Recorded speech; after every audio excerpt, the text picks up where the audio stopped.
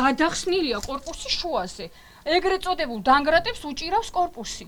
ეს რო გამოაცალო, ჩათვალე რომ ძირს ვართ უკვე მიწაში. მეტრომშენის დასახლებაში მდებარე ეს საცხოვრებელი კორპუსი ხალხს თავზე ენგრევა. დაბზარულია კედლები და გამოთხრილია საძირკველი. ათობით ოჯახს აქ ღამის გათენება შიშით უწევს. ვისაც საშუალება ჰქონდა საცხოვრებლად სხვაგან გადავიდა. ვინც ვერ შეძლო, სიკვდილს თვალებში უყურებს.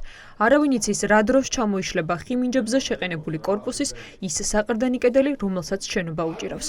მოსახლეობა სრულ პასუხისმგებლობას თბილისის მერიას აკისრებს. ამბობენ, რომ დროს ხელოვნურად აჭიანურებენ და მათი პრობლემებით არავინ ინტერესდება.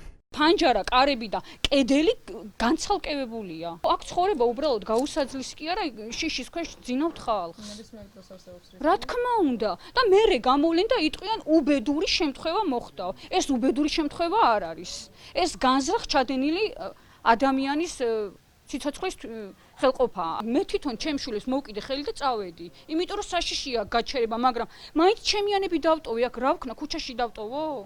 ცხოვრობს ხალხი ცხოვრობს. აი მოხუცი ქალია, არ შეუძლია სიარული, რამდენი სოციალურად გაჭირვებულია და უხნას შესწრა გეშინია.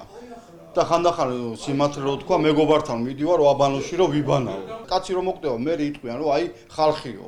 როგორც გუში წინდელი ამბავზე ვამბობ, სადგურზე რაც მოხდა, ხო?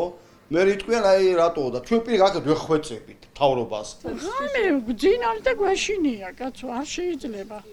რაღა ესე მომკვდარ ვიყავი, არ მერჩივნა ვიდრე დანგრევების ქვეშ მოვკვდე. ვაგზლის მოედანზე შენობის ნგრევის შემდეგ ხალხი პანიკაშია. ტევპიროლში ავარიული შენობების მაცხოვრებლები რეკავენ და შველას ითხოვენ. სამგორში გოჩაონაშვილის ქუჩაზე 5 სართულიან კორპუსში 50 ოჯახი ბედის ანაბარაა მიტოვებული. არსებობს დასკვნა, რომ შენობის დემონტაჟი და დაცლა აუცილებელი. მდგომარეობა იმდენად რთულია, რომ კარი და ფანჯრები არ იხურება. კედლები დაბზარულია. ჭერიდან ბათქაში ცვივა. წვიმის დროს წყალი ჩამოდის.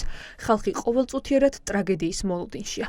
მეშინია რა, მე შეიძლება უცებ ვიღაცამ დამირეკოს, ან ვიღაცამ მომადგეს და მითხრას, რომ იცი რა, შენ დაკარგე ოჯახის წევრები, ბომბზევზი ვარ. ან ჩემი ოჯახის წევრები თუ სადმე მიდიან, ის მომენტი აქვთ, რომ აი ნინო დაგხვდება სახში ცოცხალი, ხალხო, გაიღვიძეთ, აუცილებელია, რომ აი ამდენი გვამი გქონდეს კალაძეს ხვირწინ. ვერაფერს ვერ მივახციე. მე ბინის მოძებნასაც შევწყვეტ. რაც იქნება, ის იქნება მაშინ და გამცეს კალაძემ, გამცეს ისანი სამგორის გამგეობამ, გამგებელმა და მაგისმა თანაშემწეებმა ვინ არის პასუხისმგებელი იმაზე თუ აქ ვინმე ერთი ადამიანი მოკვდება. თუ ეს მოწონს კალაძეს რომ დადგება და ხელებს ჩამოიფერთხავს, ესე არ არის, ჩალით არ არის ეს ქვეყანა დაფარული. მომცენ საცხოვრებელი, მე დღესვე გადავალ. ვაჩუქებ ამ ბინას თუ უნდათ, უზრუნველყონ სად ვიცხოვრებ. ყოველ წვიმის შედეგად ჩამოდის წყალი, გაჯი, ცვივა, ყველაფერი ძირს არის, სულ ტრიანდება ყველაფერი და ყველაფერი მიდის უარესობისკენ. ბზარები უკვე 10 სანტიმეტრს აღწევს და მეც. ავლაბარში ვახტანგ მეექვსის ქუჩაზე მე-19 საუკუნის ამ ნაგებობას კულტურული მემკვიდრეობის ძეგლის სტატუსი აქვს.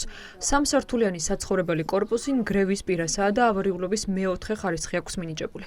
იშლება კედლები და ცვივა სამშენებლო მასალა. თუმცა არც თბილისის მერია და არც კულტურის სამინისტრო პასუხისმგებლობას არ იღებს. თბილისის მერია აქ თავს იმითაც ვერ იმართლებს, რომ მოსახლეობას ჩანაცვლების პროგრამა შესთავაზეს. არა და ყველა თანახმაა. თუ ალტერნატიული ფართებით დააკმაყოფილებენ. ბედის ანაბარა ვარ და არ ვიცით ხვალ რა იქნება. შიშით შევუყურებთ მომავალს.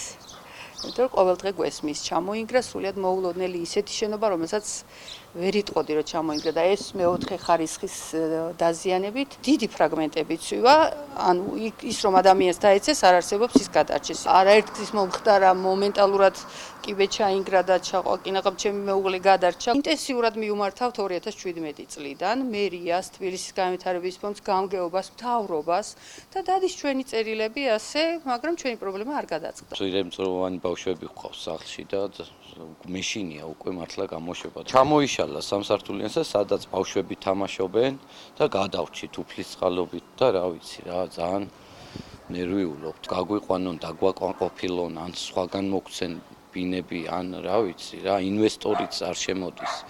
რთული ვითარებაა ემირ ბურჯანაძის ქუჩაზე, სადაც დევნილები ყოფილი სკოლა-პანსიონატის შენობაში რამდენიმე წლის წინ შეასახლეს. პანსიონატი კი ბავშვებით კორპუსის ავარიულობის გამო დაცალეს. მხოლოდ კოსმეტიკური რემონტი გააკეთეს, თუმცა წლების შემდეგ აღმოჩნდა, რომ პრობლემა ბევრად მასშტაბურია. დაზიანებულია საძირკველი და კორპუს ჩამოშლა აქვს დაწყებული. მე-4 სართულზე კედელი სრულად გახსნილია. შიშით ვართ, რომ ვაგზალი არ განმეორდეს. ყურადღება მოგვაქციოს იმან, ვინც საჭიროა. ყველგან ბზარები კი არა, უკვე ხელს გაყოფ ადამიანი და მზეს დაინახავ ან დაგაწვიმებს. კარებსაც ცუდად კეტავთ, ფანჯრებიც არ იკეტება უკვე და ძალიან ცუდ მდგომარეობაშია. დღეს არ აწყობთ და არ გვაქცევენ ყურადღებას თუ რა შესაქმე არ ვიცი. ყველა მხარეს აქვს სხვადასხვანაირი ბზარები და ხო, დეფორმირება აქვს თლიან კორპუსს მიიღებით. წითელი ლენტები შემოავლონ, ან რაღაცა ბანერები დაადონ, აი ამ გზით მაინც რო არ გამოიარო. ეს მცირე ჩამონათვალია იმ უბნებისა და საცხოვრებელი კორპუსების, რომლებიც ნგრევის პირასაა. ყურადღებას კი არავინ აქცევს.